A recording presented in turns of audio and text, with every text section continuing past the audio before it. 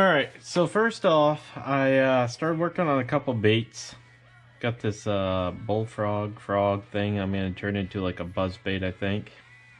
And so that'll be fun. Catch some bass and some pike on that.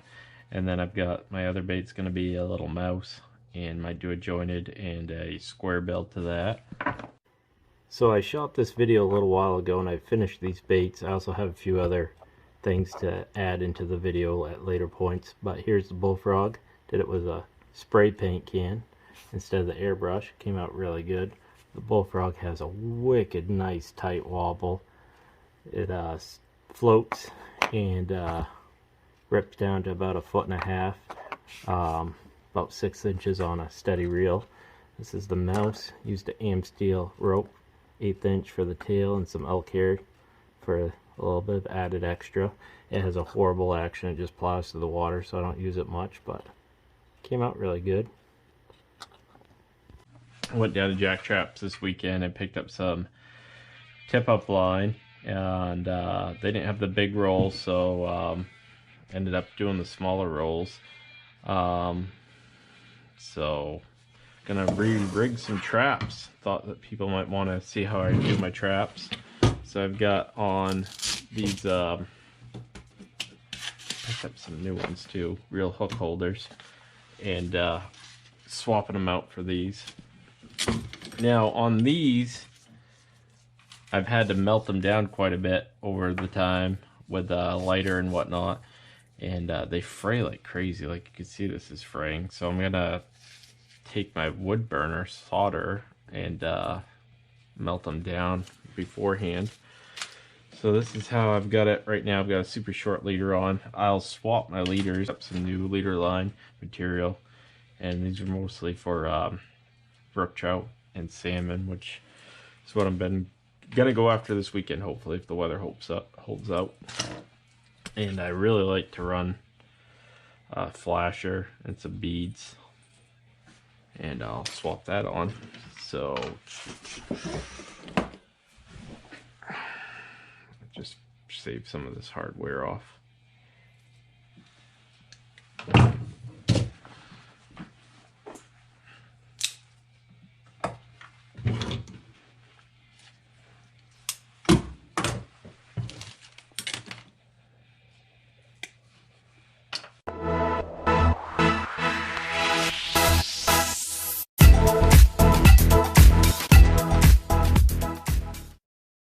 Alright, so how I do my spool connection is I do a arbor knot, which is just a simple overhand knot with a overhand knot.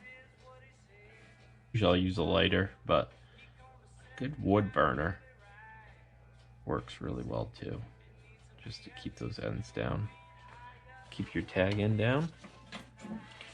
Alright. So you pull that down,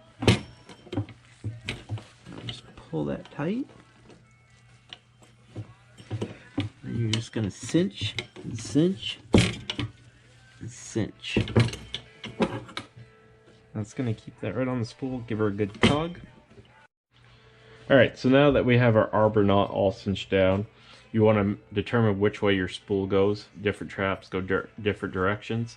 Most ice traps need to go a certain way. Some tip-ups don't. There's a difference between tip-ups and ice traps. So this one needs to go counterclockwise to get set off. And so we're gonna spool it counterclockwise.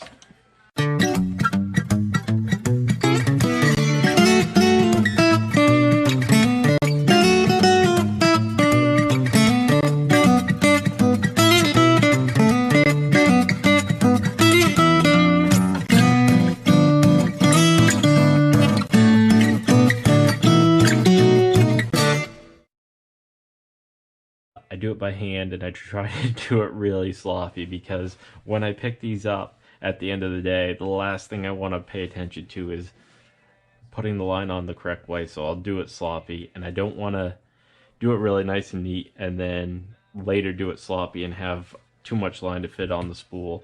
And I don't fill the spool up all the way. This is as far as I'm going to go, just so that just in case if you get water in them, get ice buildup or anything like that, you don't have to worry about it being too much line on the spool and getting in the way. And generally I don't put that much line on these anyway. Let's see if I can see this.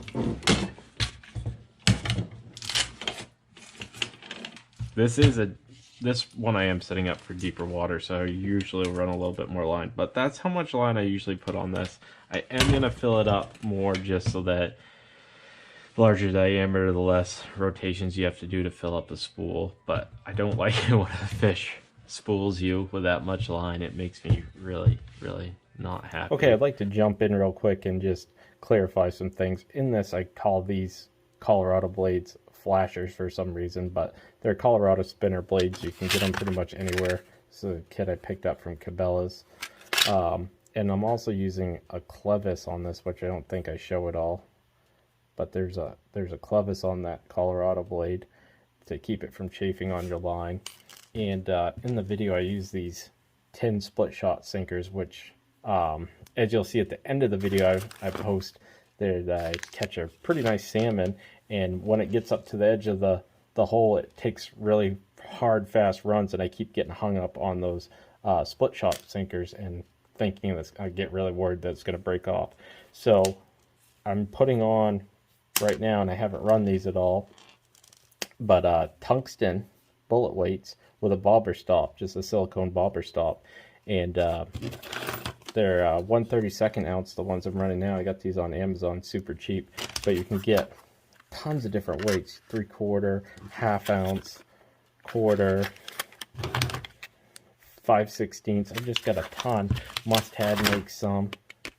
I mean, you can get them anywhere. Here's a bigger set that I got off Amazon, and then bobber stops are cheap. And so I'm hoping, and I angled the bullet point downwards, even though there's not much point on here, so that if a fish rips, it won't get hung up on the ice. And bringing it up, I'm not too worried about it. I can pop it up and around, but mostly just on big rips. I don't want it to get stuck on the ice and break me off. So there's an update. Also, these held up really good after a season. After just that initial burning off the fibers, I haven't had any issues with those at all. So there's a quick update. Stay tuned for the rest of the video to see the salmon I catch. So we've got to this point. Now we're going to cut it. Just like that. And I'm going to put a swivel on it. I'm going to put a nicer swivel on it than that. Still got some string on it. These are some fairly heavy poundage barrel swivels that I like to run on them. And for that, I'm going to use the world's strongest knot, the polymer knot, which is super hard to do with this thick a line and this small of a barrel swivel. Oh, my eyes aren't that bad.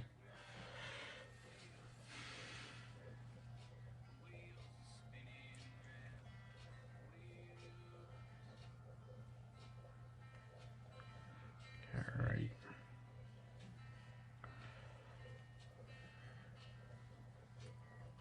Make sure she goes on there the correct way.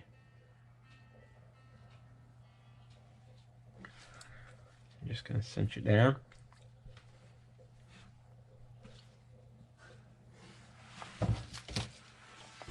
Give her a tug. So we got the polymer knot done. Just gonna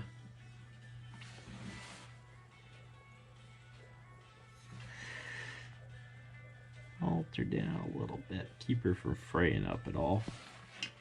I've got about 8 feet of leader, which is way more than I normally run, but I'm gonna run a little bit longer leader this year. I'm gonna do a loop-de-loop connection. I'm gonna double that over if I can. That way I can change out leaders whenever I need to be changing out leaders. What the knot.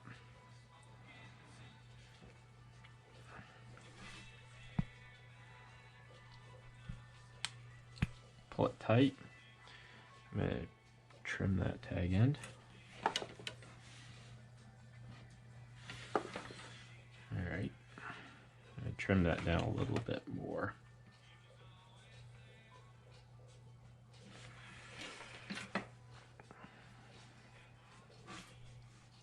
it off.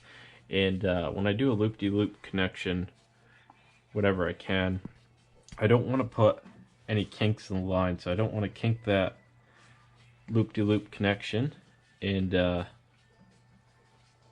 put it through that barrel swivel if I can help it, because kinks weaken the line considerably. And then I want that to run just like that. Test your knots.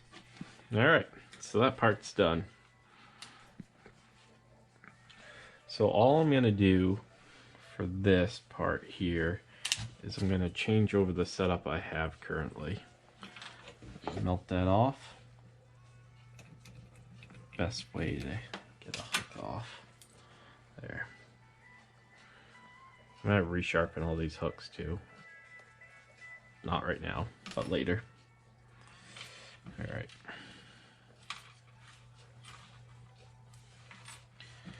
So, I like that setup a little bit. I want a little more gold in it, I think. I've got some gold beads right here.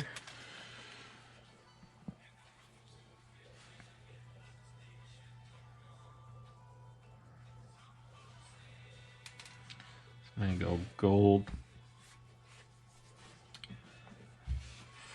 red,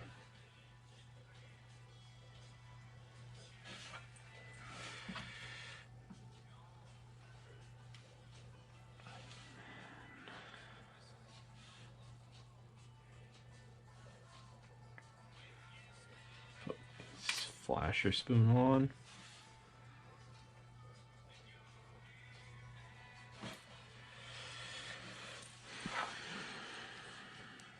It's not bad for... kind of want to run a silver bead on that too, just because.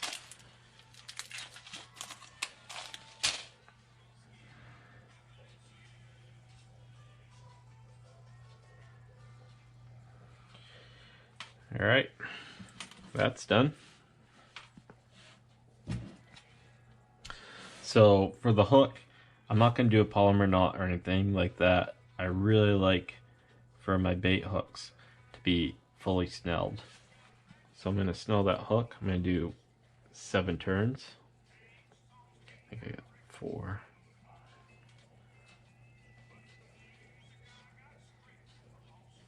And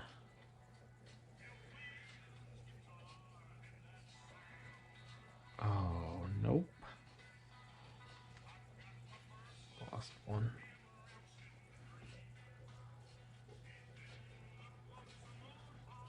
I'll just snug that up and wet it.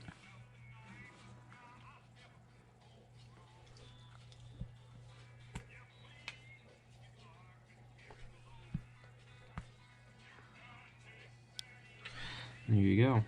There's a fully snelled hook.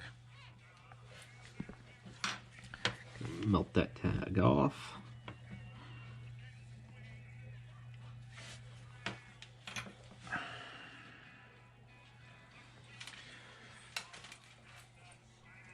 And that's what she's gonna look like. Just imagine a big old smelt hooked onto that. It's gonna be pretty. Alright, so next step, we've got all of that done.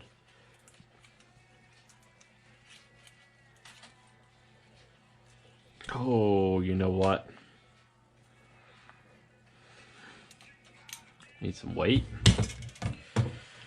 Alright. I'm gonna put a fairly large tin sinker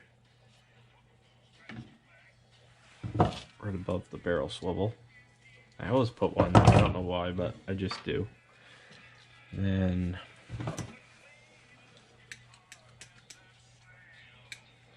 I'm gonna put a smaller one.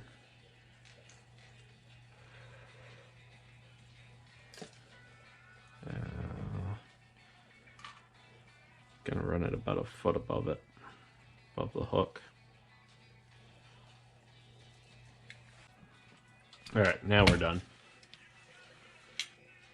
I like to offset that to the edge of the spool. Sometimes the leader will get hung up on it, and I'll offset the other one the same way. Alright, so we got our hook like that. And I picked up some new reel hook holders. They're pretty sweet. I do have an issue with them. Let's see if I grab one of my old ones. These are the ones I had on the reels. And they'll fray on you like crazy like that. And they get really bad. And usually when I'm out in the field, I'll just take a lighter and singe it down. But I'm just going to pre-singe these before I do that. And I'm just going to do the whole outside, just so I don't have to have all that fraying. It's not a big deal, I just don't like it.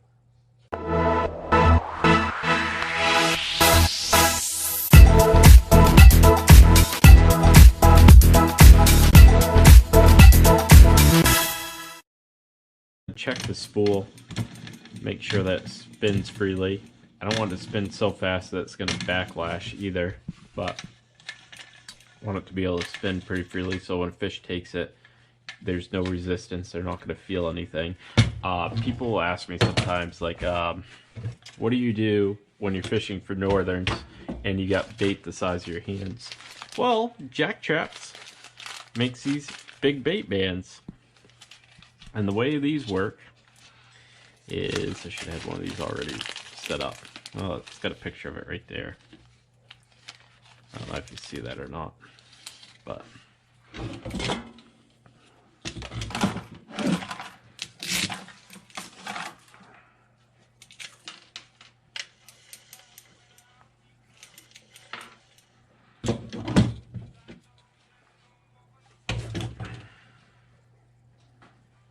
you place these on the bottom of your trap. Then you take this and you pinch it like so. And you just have a little bit, and that will keep the bait from pulling it through pretty well. But if a northern comes and takes it, or a togue, lake trout, it will pop it without feeling resistance, and off goes your bait with the fish on. So those work pretty slick. I've used them quite a bit. They work really well.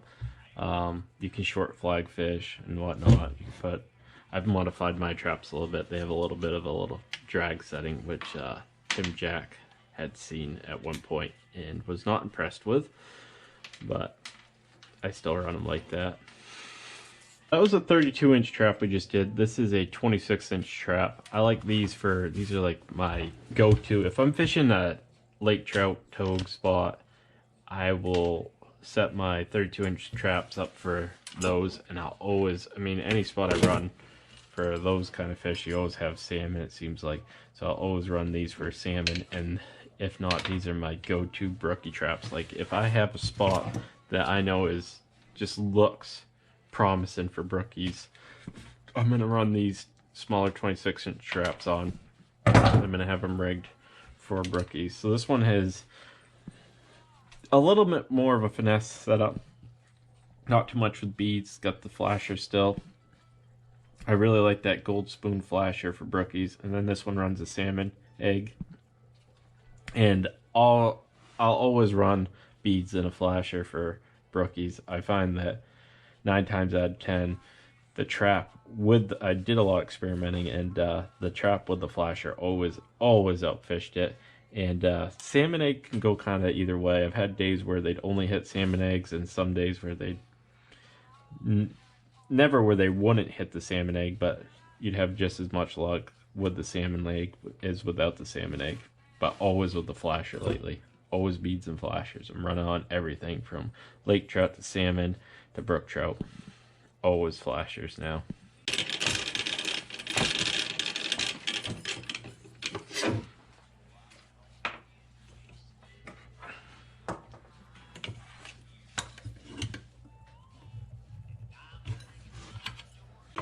Gonna run an arbor knot again. Loop that on. Do a simple overhand knot with a couple more overhand knots in the line.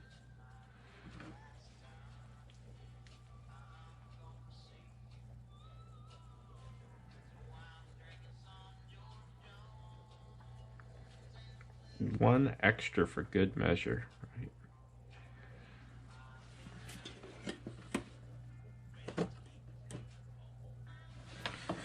I'm just gonna melt that down a little bit.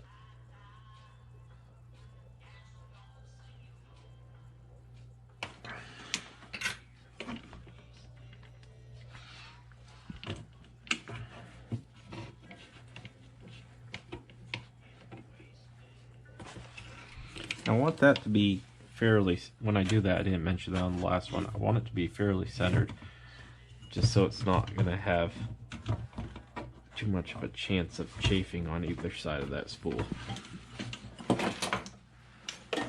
Yeah, let's burn the shop down, that's fun. Alright. Start building up my sides with my spool. I'm going to alternate sides.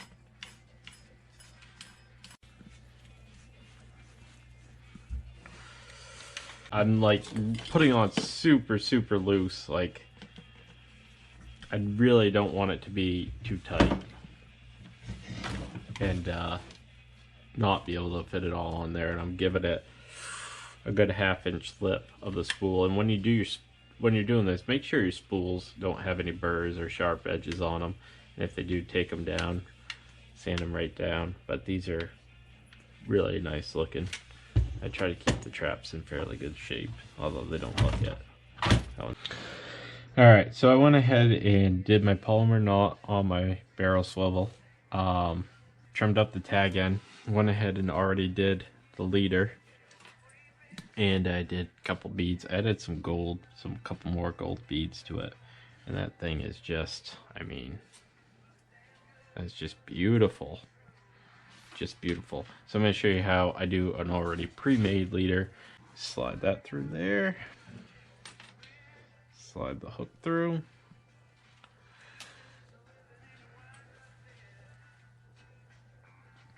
And you want a fairly good sized loop so that anything that you do have, like this flasher spoon, you can go through it. Oh, you're being difficult. Stop it. There you go. And I still haven't really put too much of a kink into it, but as you can see, it's still fairly looped. Bring it down like that. Cincher closed. I've already gone ahead and melted up, and I need to put my, I always forget that.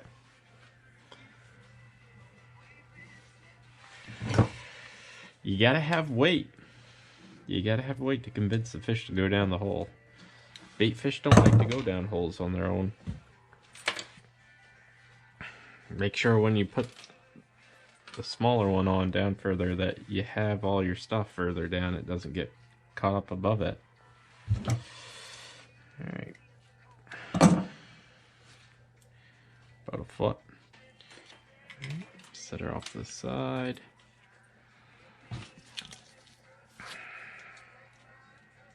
Hook right in there. Hook point going in. See how good that sits in there? It's not going to come out or anything because I'm not running a lot of line in it. And I put way more line than I've ever put on a brookie setup for that. Just gorgeous. Salmon flag. She's screaming. Oh, she's going. She's going. Oh, yeah. I dropped it. Let's head that way.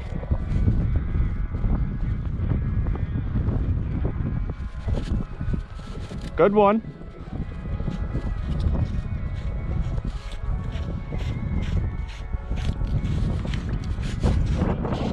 Decent salmon. Woo-wee!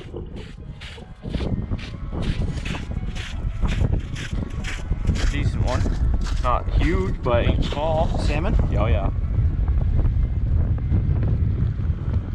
Yeah, that she was headed that way, and then it turned around and came back. She was running hard. Ready? Here she comes. Well, she's gonna run a few more times, but you'll get a good look at her.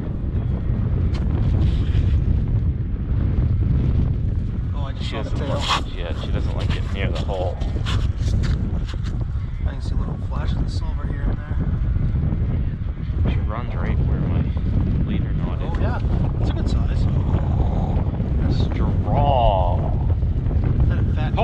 big fish, actually. I just saw the whole thing. Oh, I think that's a togue. No, that's a salmon. Is it? That's a, Oh. yeah, oh yeah, that's a 24 incher.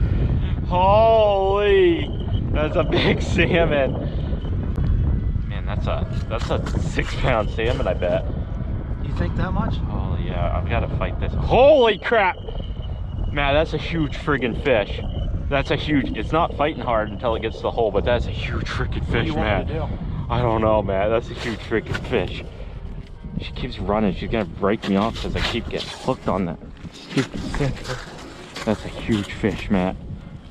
Don't lose it. Matt, that's a huge fish. That's a huge fish, Matt. Yes, it is. Oh! Holy! Come on, baby. Oh my God, dude! That's what I'm talking about. Holy! Nice fish, dude. Yeah, man. Holy. That's a nice salmon, huh? Oh! He didn't even take that much line out. It was spinning, though. You got over here pretty quick, too, though.